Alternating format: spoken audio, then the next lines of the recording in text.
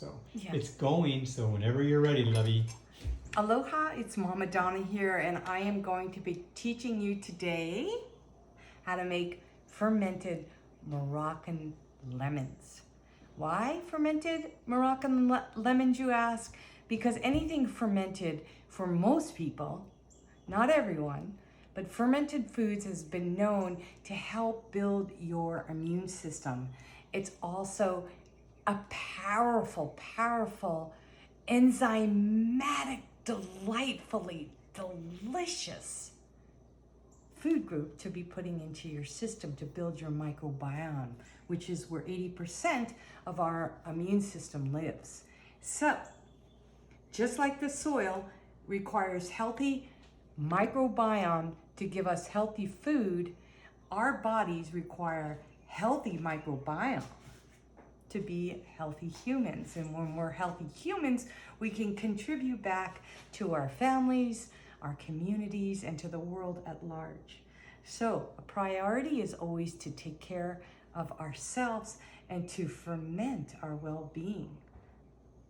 That includes our thoughts. So with no further ado, we are going to cultivate some good ideas while we cultivate these beautiful lemons that I just harvested from our Meyer lemon tree out in our yard. And I realize not everybody is as fortunate and has these lemons. So it's a good idea to ferment your lemons when it is lemon season somewhere, because the cost of the lemons won't be as costly, and the abundance and the variety and the quality of the lemon will be better. So if it is not lemon season when you're watching this video or where you are, you might consider waiting. Limes can also be substituted for this very same recipe. Now, I'm making a big batch because I like to share the abundance. There is no exact formula, but it's a salt ratio that we're looking for. And it's about 2 tablespoons to a quart of water. And this is about 6 quarts right here. So all in all, there'll be about 6 tablespoons of salt in this jar. And you don't have to worry about the high sodium content, because part of the fermentation process is it dissipates that salt. If you have high blood pressure, you might find that you eat less of this. Not to say you don't eat it at all, but you watch your blood pressure, because everything with salt or sodium has a tendency to escalate our blood pressure. So these lemons are fresh, local, organic, right outside my yard. And you'll notice here that I have cut off the tips of the lemon. And what I'm going to be doing, and we'll do it in hyperspeed, so you don't have to watch me do every one, but let me explain this first one to you. And actually, there are a couple of ways to cut the lemons, but this is my preferred way to do the Moroccan fermented lemons. So I take the little tip off on all of them. First, I wash them in a little salt water bath. And now I know that they're all clean. And then I take it and I cut it in half, but not all the way through. I am quartering it now so that it opens like this. The 2 ingredients that are essential to make these fermented, like most fermented products, at least vegetables, are salt and whatever you're using, whether it's sauerkraut or daikon radishes. So this is some really coarse granulated salt that I have, a very high quality sea salt. Salt is such an important element in our bodies, so you always want to buy the best salt. And a lot of times we get salt right here in Hawaii off the coast, but I happen not to have any right at this moment. So I got the next best thing.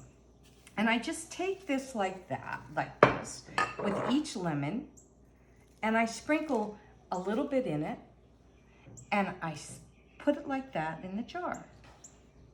And what I'm going to be doing is packing this jar with all of these lemons with a little salt in the middle.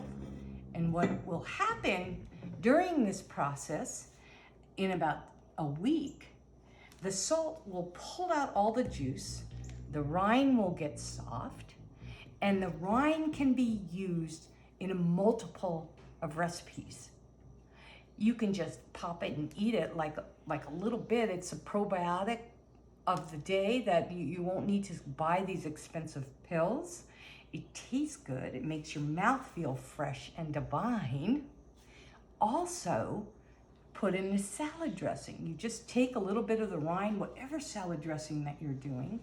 It'll add a zest to it, like a lemon zest, but it'll also have that microbial potency that we are after to increase our gut microbiome, which benefits our immune system.